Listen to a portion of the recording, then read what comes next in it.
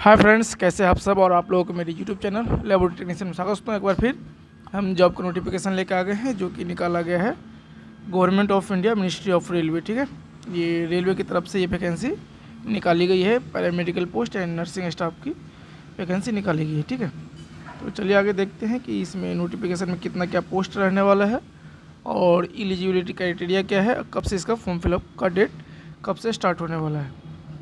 तो नोटिफिकेशन जो नंबर यहाँ पे दिया गया है आपका CN नंबर जो है 4/2024, ये जो उसका नोटिफिकेशन नंबर है।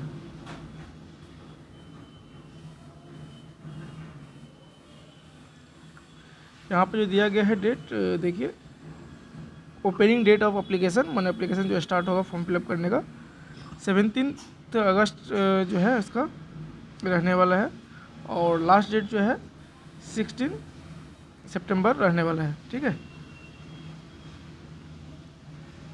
और इसमें जो है आपका यदि कुछ फॉर्म फिलअप करने में कुछ त्रुटियाँ या कुछ गलत इन्फॉर्मेशन हो गया है, आप भर दिए हैं तो उसको आप करेक्ट कर सकते हैं। उसके लिए भी डेट दिया गया है मॉडिफिकेशन करने का। ये जो डेट है आपका 17 सितंबर से लेकर के 26 सितंबर तक रहने वाला है। ठीक है, बट जो आप जो करेक्शन करेंगे उसके लिए अमाउंट अलग से पे करना पड़ेगा आपको। ठीक है, 250 रुपये। वैसे आपको फॉर्म फिलअप करने का कितना लग रहा है, 500 रुपीज़ लगने वाला है। तो अब देखते हैं कि इसका कितना पोस्ट है। यहाँ पे जो है डाइटिशियन का पोस्ट है, नर्सिंग सुपरिटेंडेंट का पोस्ट है, ऐसे बहुत सारे टेक्नीशियन का भी पोस्ट है जिसमें कि हम बताएंगे लेबोरेटरी टेक्नीशियन के बारे में। एक है लैब सुपरिटेंडेंट का पोस्ट है जिसमें कि टोटल 27 पोस्टें हैं। एज लिमिट जो रहने वाला है आपका 18 to 36, जो कि बहुत ही अच्छा है। जिसका ज़्यादा एज हो गया था, फॉर्म नहीं फिलअप कर पाए, तो ये अभी फॉर्म फिलअप कर पाएंगे। इसका पे लेवल जो रहने वाला है लेवल 6 और इसका जो है आपका स्टार्टिंग जो बेसिक पे है 35,400 रुपीज़ रहने वाला है। इसके बाद जो है आपका नेक्स्ट पोस्ट जो है लेबोरेटरी के लिए ही, लेबोरेटरी असिस्टेंट ग्रेड 2 जो है एक और पोस्टें हैं। ठीक है, जिसमें कि आपका लेवल 3 रहने वाला है। बेसिक पे 21,700 है और एज लिमिट भी सेम है। और इसका जो टोटल पोस्ट है 94 पोस्ट है, बहुत ही अच्छा पोस्ट है। इसके बाद रेडियोग्राफर का पोस्ट है, कैथ लैब लेबोरेटरी का है, ऑक्यूपेशनल थेरेपिस्ट का है, स्पीच थेरेपिस्ट का है, कार्डियक टेक्नीशियन है। ठीक है, ऐसे ढेर सारे टेक्नीशियन का पोस्ट निकाला गया है। यहाँ पे कुछ जो है इम्पोर्टेंट नोटिफिकेशन इंस्ट्रक्शन दिया गया है, आप लोग इसको डाउनलोड करके केयरफुली पढ़ लीजिएगा। ठीक है, और इसका जो ऑनलाइन एप्लीकेशन कैसे किया जाएगा वो भी मैं आपको जब फॉर्म जो है स्टार्ट होगा फिलअप करना तो मैं आपको डेमो दे दूंगा कैसे क्या फिलअप करना है। ठीक है, ये सब जो है आप लोग एलिजिबिलिटी क्राइटेरिया क्या रहने वाला है, ये सारी चीज़ जो है आप लोग डिटेल्स जो है पढ़ करके इसके बाद ही अप्लाई कीजिएगा।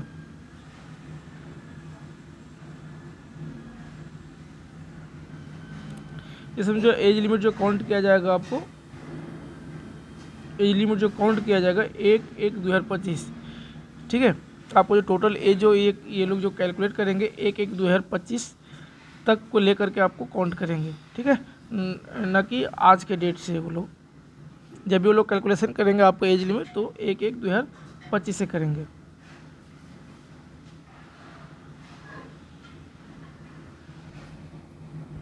यहाँ पे एक बहुत ही इम्पोर्टेंट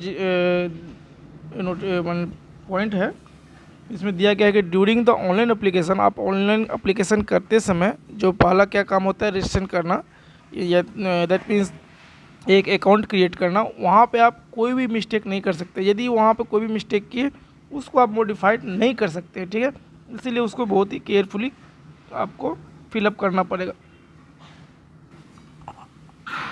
यहाँ पर जो है साफ साफ लिखा गया है, देखिए, candidate are advise to fill in the details required for account creation with utmost care as correction of any kind will not be permitted once the account is created. Details filled in the created an account from the form cannot be modified at any stage once the account is created. वही बता दिया है एक बार account create किए, आप उसको किसी भी तरह से मॉडिफाइड नहीं कर सकते, एडिट नहीं कर सकते हैं, एक बार जब आप अकाउंट कर लिए।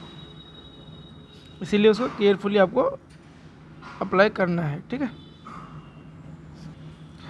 और इसके बाद जो है रजिस्ट्रेशन के बाद जो भी आप फिलअप करेंगे, जो भी डिटेल्स मांगा जाएगा आपका, वहाँ पे करेक्शन आप कर सकते हैं, जो कि मैंने ऊपर में ही डेट बताया था कि 17 से लेकर के 26 सितंबर तक जो है आप उसको मॉडिफाई कर सकते हैं। उसके लिए अलग से आपको चार्ज पे करना पड़ेगा, ठीक है। वो चार्ज कितना रुपया लगेगा? 250 रुपया। मैंने ऊपर ही बता दिया था कि 250 रुपया उसको चार्ज पे करना पड़ेगा आपको। इसके बाद जो है यहाँ पे कैसे शॉर्ट लिस्ट किया जाएगा, ये यहाँ पे इन्फॉर्मेशन दिया गया है, ठीक है। शॉर्ट लिस्ट जो है 1:1 के रेशियो में किया जाएगा। On the merit it will be based on the there merit list in CBT के मार्क्स के आधार पर किया जाएगा। इसमें आपका नेगेटिव मार्किंग भी रहेगा, जो कि दिया गया है 1/3, ठीक है। 3 मार्क्स आप 3 क्वेश्चन गलत होने से 1 मार्क्स आपको डिडक्ट कर दिया जाएगा। क्या क्या आपको नहीं लाना है ये आप सभी लोग जानते हैं जो एग्ज़ाम दिए हैं इससे पहले, ठीक है। कुछ यहाँ पे जो है जनरल इंस्ट्रक्शन दिया गया है, वो आप जो है केयरफुली पढ़ लीजिएगा।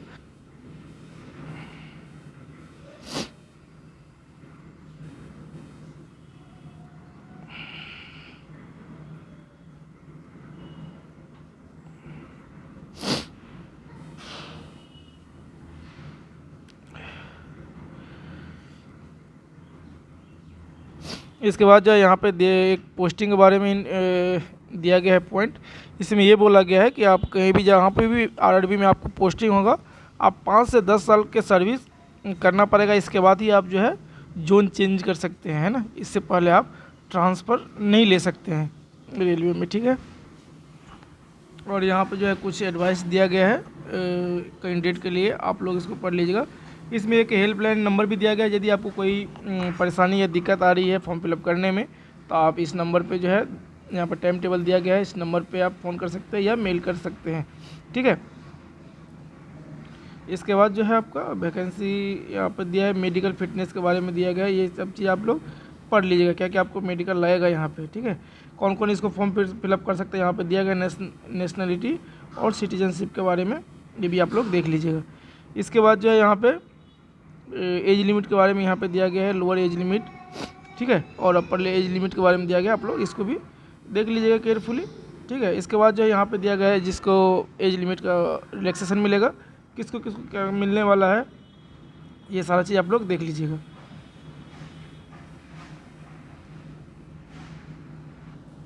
ये यहाँ पे दिया गया है फॉर ऑल कैंडिडेट के लिए एग्जामिनेशन फीस के बारे में बोला गया है, 500 रुपये लगेगा। और यदि बोला गया except category mention below serial number 2 out of this fees 500 rupees and amount of RS 400 shall be refunded duly deducting bank charges on appearing in CBT। इसमें यही बोला गया है कि 400 रुपये आपको रिफंड मिल जाएगा यदि आप CBT में अपीयर होते हैं तो, ठीक है। इसके बाद जो है आपका जो SST वाले जो 250 रुपये पे कर रहे हैं उसके लिए भी वही है कि CBT में अपीयर होने के बाद वो 250 रुपये उसको जो है रिटर्न दे दिया जाएगा CBT में अपीयर होने के बाद। मोड ऑफ पेमेंट यहाँ पर दिया गया है कि आप कैसे पेमेंट करेंगे, ये सारा चीज़ यहाँ पे दे दिया गया है, आप लोग देख लीजिएगा।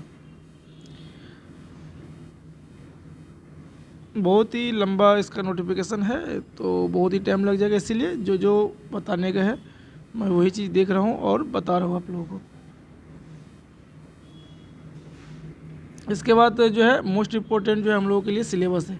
सिलेबस क्या रहने वाला है, प्रोफेशनल एबिलिटी जो है आपका 70 मार्क्स करेगा। जो मान लीजिए आप जैसे मेडिकल लेबोरेटरी टेक्नोलॉजिस्ट हैं तो आपके सिलेबस से आपको 70 मार्क्स का क्वेश्चन पूछा जाएगा। अदर जो है जनरल अवेयरनेस का 10, जनरल दैट मीन्स मैथमेटिक्स का रहेगा आपका 10, जनरल साइंस का 10 रहेगा। टोटल मिलाकर के आपको 100 क्वेश्चन का पेपर रहने वाला है, ठीक है।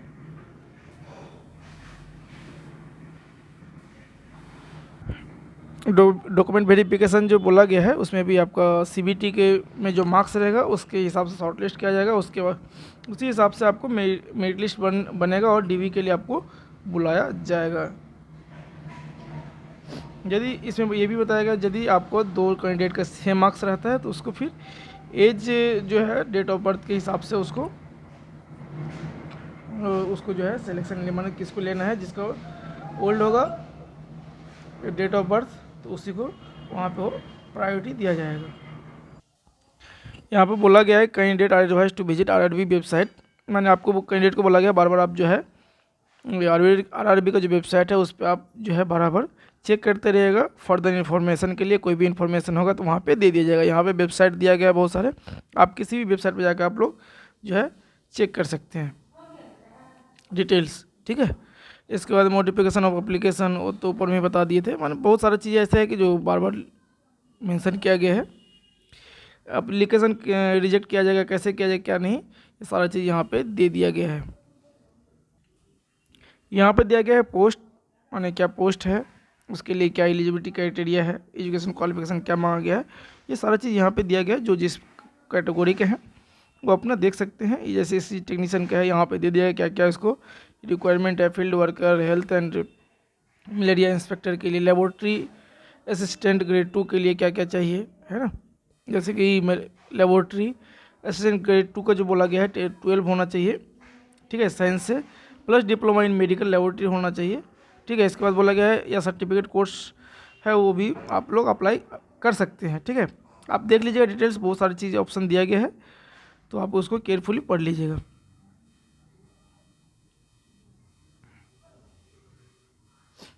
इसके बाद जो है आपका बहुत सारे पोस्ट है, आप लोग सभी अपना अपना पोस्ट जो भी जिस पोस्ट के लिए एलिजिबल है आप पढ़ लीजिएगा। जैसे लेबोरेटरी सुपरिटेंडेंट के लिए जो है उसमें आपका एज लिमिट सारा चीज़ दिया गया है। इसमें क्या है एजुकेशन क्वालिफिकेशन यहाँ बोल दिया गया बीएससी होना चाहिए with biochemistry microbiology lab science, BSc with chemistry biology main as और ऑप्शनल जो भी है चलेगा। इसके बाद है बीएससी एमएलटी यानी बीएमएलटी वाले भी अप्लाई कर सकते हैं।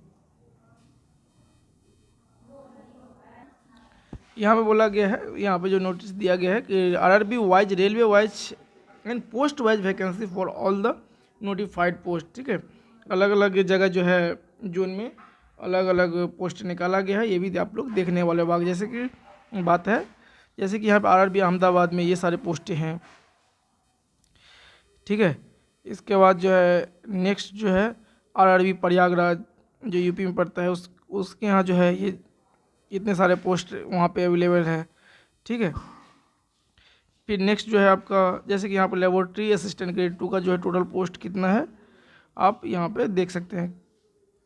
यहाँ पे आप जो है लेबोरेटरी असिस्टेंट के टोटल कितने पोस्ट हैं, 7 पोस्टें हैं।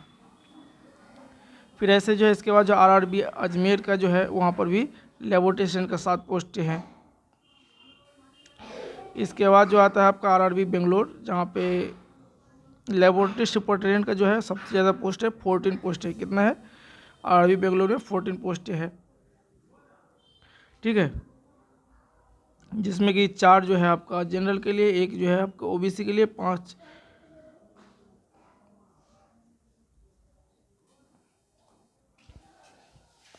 तो यहाँ पे देखिए सॉरी यहाँ पे जो है लेबोरेटरी सुपरिटेंडेंट कितने पोस्टें हैं। यहाँ पे देखिए लेबोरेटरी जो सुपरिटेंडेंट है उसके यहाँ कितना पोस्ट है, टोटल 5 पोस्टें हैं, ठीक है। ईसीजी का 1 है, हेल्थ एंड मलेरिया इंस्पेक्टर का टोटल 16 पोस्टें हैं। ऐसे ही अलग अलग पोस्टें हर जगह निकाला गया। जैसे कि आरआरबी भोपाल में जो है यहाँ पे लेबोरेटरी असिस्टेंट का जो टोटल 6 पोस्टें हैं। नेक्स्ट है आरआरबी बिलासपुर, ठीक है। यहाँ पे लेबोरेटरी सुपरिटेंडेंट का कितने पोस्टें हैं, टोटल जो है 5 पोस्टें निकाला गया है। और लेबोरेटरी असिस्टेंट का जो है टोटल जो है 3 पोस्टें हैं। ऐसे ही आरआरबी चंडीगढ़ में जो है लेबोरेटरी असिस्टेंट का टोटल 15 पोस्टें निकाला गया है। आरआरबी चेन्नई में जो कितना है, चेन्नई में लेबोरेटरी असिस्टेंट का टोटल 17 पोस्ट निकाला गया है। इसके बाद आता है आरआरबी गोरखपुर, वहाँ पे कोई वैकेंसी नहीं है लैब के लिए। इसके बाद आरआरबी गुवाहाटी है तो वहाँ पे लैब असिस्टेंट का टोटल 3 पोस्टें हैं। और जो है नेक्स्ट जम्मू श्रीनगर के लिए जो है वहाँ पे लेबोरेटरी सुपरिटेंडेंट का टोटल 1 ही पोस्ट है। नेक्स्ट है आरआरबी कोलकाता जहाँ पे लेबोरेटरी असिस्टेंट के लिए टोटल 18 पोस्ट हैं और लेबोरेटरी सुपरिटेंडेंट के लिए टोटल जो है 5 पोस्टें निकाला गया है।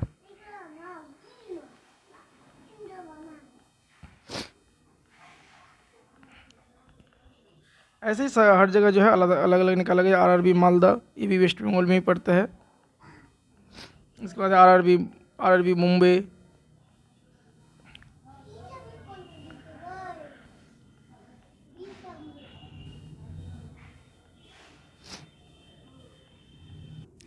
अब जो इम्पोर्टेंट जो है आपका सिलेबस जो है, क्या क्या सिलेबस रहने वाला है, सबका अपना अपना सिलेबस दे दिया गया है। आप लोग केयरफुली सिलेबस के हिसाब से पढ़िएगा, ठीक है। जैसे कि लेबोरेटरी सुपरिटेंडेंट का जो सिलेबस है आपका, sociology, psychology, physiology, basic chemistry, biochemistry, general microbiology, ये सब तो आपको पोस्ट के ऊपर पोस्ट ही है। लेकिन जो अदर जो है सोशियोलॉजी, साइकोलॉजी, फिजियोलॉजी, ये सब जो है आपको अलग से पढ़ना पड़ेगा, ठीक है।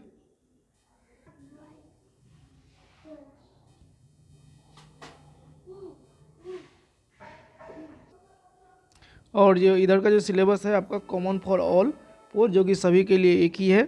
इसकी जनरल एरिथमेटिक्स का जो रहने वाला है, क्या क्या रहने वाला है यहाँ पे देख दिया गया है। जनरल इंटेलिजेंस का रहेगा, जनरल अवेयरनेस का रहेगा और जनरल साइंस का रहेगा।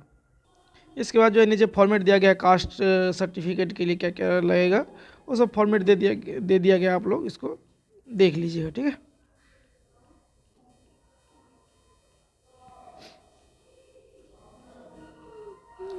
तो इस वीडियो में बस इतना ही। यदि आपको कुछ लगे कि कुछ पूछना है तो आप कमेंट कर सकते हैं, ठीक है। और फॉर्म फिलअप का पूरा जो प्रोसेस है वो आपको फॉर्म फिलअप होने के स्टार्ट होगा तब मैं आपको पूरा दे दूंगा उसका डेमो करके, ठीक है। तब तक के लिए धन्यवाद।